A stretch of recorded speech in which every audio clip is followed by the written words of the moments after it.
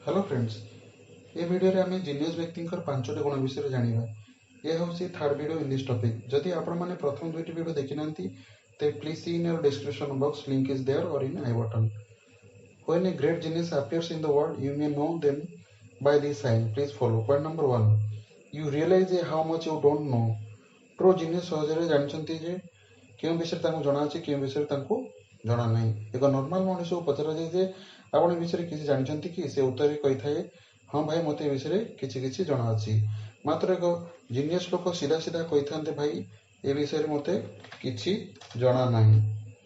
जदि आपणकर a habit थाए जे कौन से कथा को सहजरे एक्सेप्ट करिथांती तेबे ए कथा कहबे आपण एक जीनियस बोली। Point number 2, you can't stand any background noise. North western university study मुताबिक जीनियस लोक बैकग्राउंड नॉइज को पसंद करि नथांती। जदि आपण को टिके भी बैकग्राउंड नॉइज डिस्टर्ब करथाय तेबे आपण जने हाईली इंटेलिजेंट, कारण एक जीनियस माइंड एही समय काम विषय भाबुथाय तेणु बैकग्राउंड नॉइज टिके भी पसंद होई नथाय। Point number 3, procrastination. जीनियस लोक निजर काम को काली करिया पई सर्वदा चेष्टा करिथाय। जेपरि मु एही काम कालिठार स्टार्ट करबी, आग सप्ताह स्टार्ट करबी, एपरि भाबे पूरा मास चली जाए। तेणु आपण जदि एपरि भाबुछंती तेबे एपरि भाबिया उचित जे आपण स्मार्ट बोली। ह्यूमन साइकोलॉजिस्ट आडम ग्रांट एपरि कहते काम को टाळिबा इनोवेशन रो चाबी। स्टीव जॉब्स काम को टाळिबा गोटे काम को खत्म करी नुआ काम स्टार्ट करिया पई प्रयोग करुथिले। काम को टाळिबा अभ्यास विषय रे नेगेटिव चिंता करिबा छाडी दियंतु, कारण जीनियस लोक प्रोक्रास्टिनेट करिथांती। Point number 4, they are contrarian by heart. आपण माने मेष पालन को देखिथिबे, से मेंढा वा मेष पालन गोटे मेंढा जदि किछि काम करिथाय तेबे अन्य मेंढा माने ताको फॉलो करिथांती। देखा जाइथाय जे लोकमान जदि कहिथांती कौन काम बा कथा संभव नहीं बा इट इज इम्पॉसिबल, तो अन्य माने ताहा फॉलो करिथांती एवं कहिथांती जे यह संभव नहीं। मात्र जीनियस लोक एथरो टिके भिन्न होइथांती। They are contrarian by heart. Genius अन्य मानक मत को सेतेबेଳ पर्यंत मानती नहीं जे पर्यंत से निजे तार सत्यता विषय रे अन्य माने जहा कहती ठीक बोली। से माने निज ओपिनियन को अन्य मानक ओपिनियन ठार अधिक वैल्यू देइथांती। फ्रेंड्स, ये गोटे जिनस जहा नुआ आइडिया नुआ इन्वेंशन करिया पई सहायता करिथाय। हिस्ट्री रे देखा जाए जे लोक किसी एक्स्ट्रा करिया पई चिंता करिथांती, लोक माने ताको मैड बा पागल बोली कहिथांती। Point number 5, they are fluid thinking. भाई फ्लूइड थिंकिंग कौन? पानी देखिछंती ना, जेपरि पानी गोटे जगह अन्य जगह को प्रवाहित होइथाय, चिंता मध्य फ्लूइड होइथाय, जहा गोटे जगह अन्य जगह को जाइथाय। फ्लूइड चिंता थिबा लोक पैटर्न और ट्रेंड को देखि गोटे जगह अन्य जगह प्रयोग करिथांती।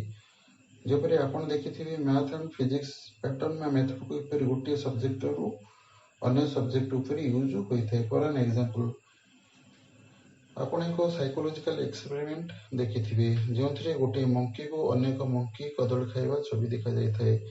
गोटे मंकी रो माइंड को स्कैन करिया पर देखा जाइथाय जे गोटे मंकी जेतबे अनेक मंकी को देखिथाय सेतबेले से मंकी माइंड रे सेम केमिकल रिएक्शन आसीथाय जेपरि निजे कदली खाउची।